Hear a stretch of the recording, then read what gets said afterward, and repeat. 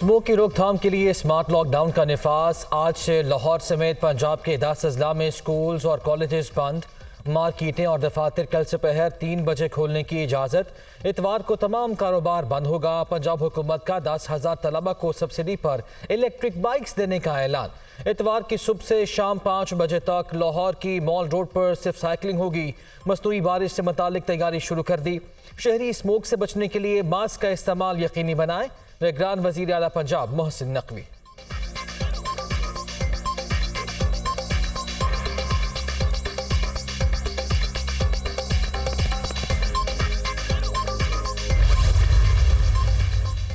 Smoke کا روک برقرار۔ دنیا کے آلودہ ترین شہروں میں لاہور کا دوسرا نمبر۔ اوسط air quality index 306 record. Karachi کی فضا بھی آلودہ۔ شہری اسموک سے بیماریوں کا شکار ہونے لگے۔ طبی ماہرین کی سانس کے مریضوں کو احتیاط کی ہدایت۔ ماسک کے استعمال اور گھروں میں رہنے کا مشورہ۔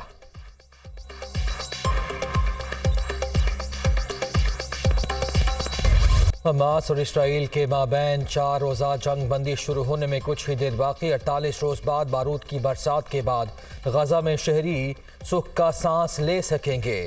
یرغمالیوں کی رہائی کا عمل شام 4 بجے شروع ہوگا۔ پہلے مرحلے میں 13 اسرائیلی یرغمالی رہا کیے جائیں گے۔ 4 دن میں 50 اسرائیلی رہا ہوں گے۔ حماس کے قبضے میں 237 سے زائد اسرائیلی یرغمالی موجود ہیں۔ ترجمان اسرائیلی فوج۔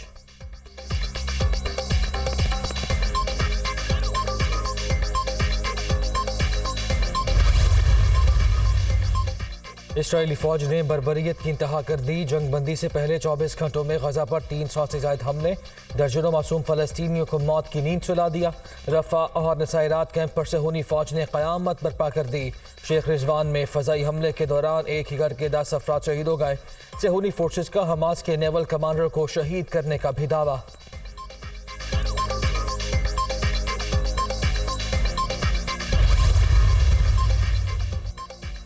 بلاول سب کو بابے کہہ رہے ہیں، صرف مجھے نہیں کہہ رہے۔ نئی پوت کی سوچ ہے کہ بابا آپ کو کچھ نہیں آتا، پارٹی کے امیدواروں کو ٹکٹ میں دیتا ہوں، بلاول کو بھی ٹکٹ میں دوں گا۔ ابھی انہیں تجربہ نہیں، کچھ وقت لگے گا۔ الیکشن میں کوئی بھی پارٹی تنہا قومی اسمبلی کی 172 سیٹیں نہیں لے سکتی۔ پی ڈی ایم حکومت میں شہباز شریف نے کچھ باتیں نہیں مانی جس سے ملک کی معیشت کو نقصان ہوا۔ چوہدری پرویز الہی جیل میں اور ان کے بیٹے میں غیرت نہیں کہ وہ واپس آ جائیں۔ سابق صدر آصف علی زرداری کا انٹرویو۔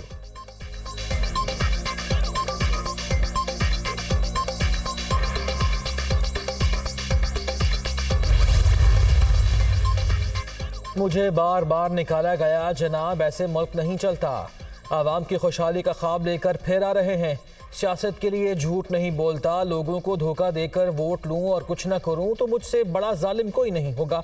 ہمارے دور کے بعد آنے والی حکومت نے کلچر کو تباہ کر دیا۔ حسد، بغض اور منافقت کو فروغ دیا گیا۔ اپنے دور میں IMF کو خدا حافظ کہہ دیا تھا۔ امریکہ کے 5 ارب ڈالر کی پیشکش کے باوجود ایٹمی دھماکے کیے۔ ہم نے پہلی بار سندھ میں کوئلے کی کان پر کام شروع کیا اور بجلی کا کارخانہ لگایا۔ اپنے بیٹے سے تنخواہ نہ لینے پر فارغ کر دیا گیا۔ ترقی کرتی معیشت تباہ و برباد کر دی گئی۔ اس ملک پر تلواروں سے حملہ کیا گیا۔ مجھے نکالنے کا سبب یہ تھا کہ اس کو لانا تھا۔ ہنستے بستے ملک کو ہم نے اپنے ہاتھوں سے اجاڑ دیا۔ دکھ ہے کہ ہم نے سبق نہیں سیکھا۔ دعا ہے اللہ قوم کی تقدیر بدل دے۔ قائد نون لیگ نواز شریف کا مری میں پارٹی تنظیم سے خطاب۔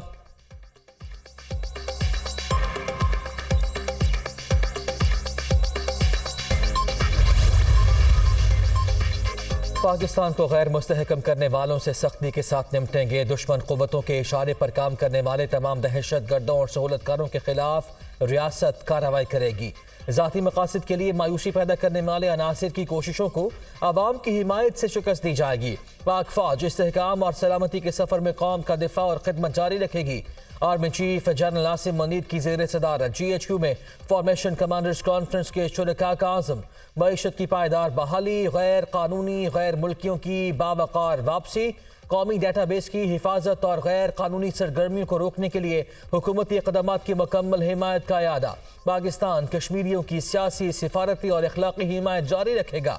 فلسطین کے مسئلے پر دو ریاستی حل کے حامی ہیں، جس کی بنیاد 1967 سے قبل کی سرحدوں پر ہے اور دارالحکومت القدس شریف ہے۔ فارمیشن کمانڈرز کانفرنس کا اعلامیہ، آرمی چیف کا آپریشنل تیاریوں اور تربیت کے اعلیٰ معیار پر اظہار اطمینان، شہداء کی عظیم قربانیوں کو زبردست خراج تحسین۔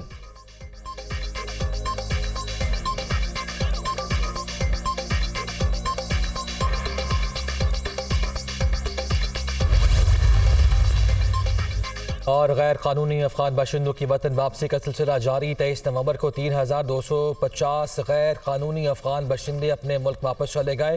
واپس جانے والوں میں بچے اور خواتین بھی شامل۔ اب تک 2,49,083 غیر قانونی طور پر پاکستان میں مقیم افغان باشندے اپنے وطن واپس جا چکے ہیں۔ پاکستان نے 40 برس تک افغان باشندوں کی مہمان نوازی کی۔